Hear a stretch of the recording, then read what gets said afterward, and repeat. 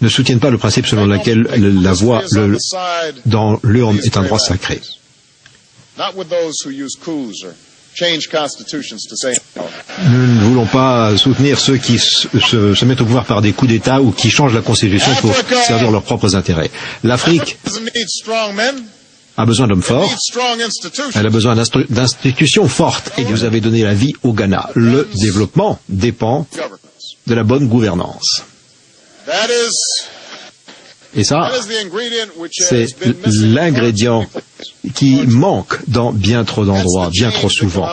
C'est le changement qui peut débloquer le développement de l'Afrique, et c'est la responsabilité qui ne peut revenir qu'aux Africains eux-mêmes.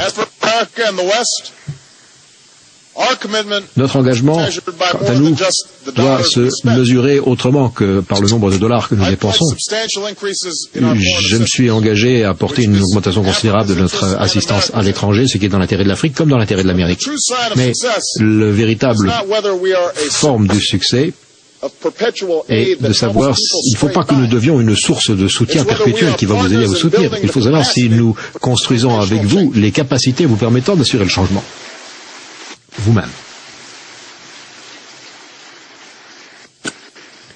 Cette responsabilité mutuelle doit être la base de notre partenariat.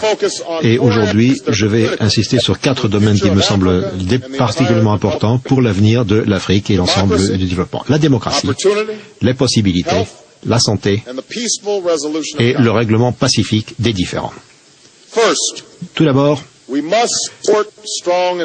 devons soutenir des gouvernements démocratiques forts et solides. Comme je l'ai dit au Caire, chaque nation donne naissance à la démocratie à sa façon, conformément à ses propres traditions. Mais les urnes sont celles qui donnent le verdict. Le gouvernement doit respecter la volonté de son propre peuple et gouverner par consensus et non pas par la force. Ils sont plus prospères, plus stables, ils réussissent mieux que les gouvernements qui ne le font pas. Il ne s'agit pas uniquement d'organiser des élections, il s'agit également de ce qui se passe entre les élections. Ça peut prendre de nombreuses formes. Dans bien des nations, même s'il y a des élections, il y a un certain nombre de choses qui maintiennent les gens dans la pauvreté. Aucun pays n'aura une grande richesse si les dirigeants exploitent l'économie pour s'enrichir eux-mêmes. Aucune entreprise ne veut investir dans un pays où le gouvernement empoche 20% des bénéfices, où le chef de l'autorité portuaire est corrompu. Ils veulent vivre dans une société où l'état de droit l'emporte sur la brutalité et les pots de vin. Voilà. Même si de temps en temps on parsème ceci d'une élection ou d'une autre, le moment est venu maintenant que ce type de gouvernance-là s'arrête. Au XXIe siècle,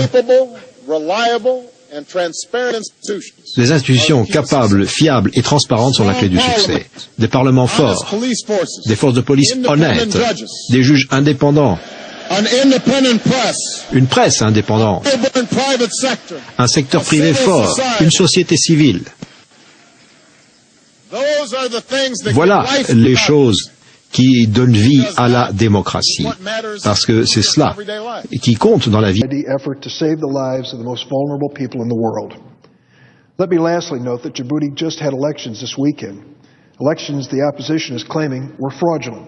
I wasn't there as an observer, but certainly Djibouti can do more to open up its political system. It took some notable steps with the current election, and I hope the post-election process can move forward in a peaceful manner.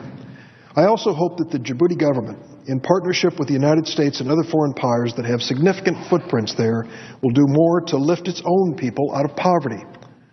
What I saw there in terms of underdevelopment, particularly given the sizable sums paid by foreign governments for base leases and a population of less than 1 million people, simply didn't add up.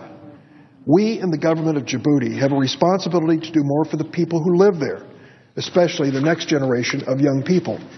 Uganda, Djibouti, so many countries in that region, you will find 50% of the population under the age of 15.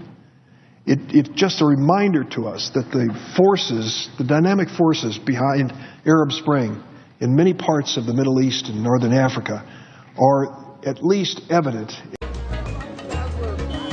Les affaires sont florissantes pour les autorités du port de Djibouti grâce aux flottilles de guerre du monde entier qui viennent y faire escale. Les bâtiments amarrés doivent s'acquitter auprès du gouvernement djiboutien des droits pour l'embarquement, le remorquage, le pilotage, le mouillage, l'utilisation de la passerelle, ainsi que pour le traitement des déchets et des eaux usées.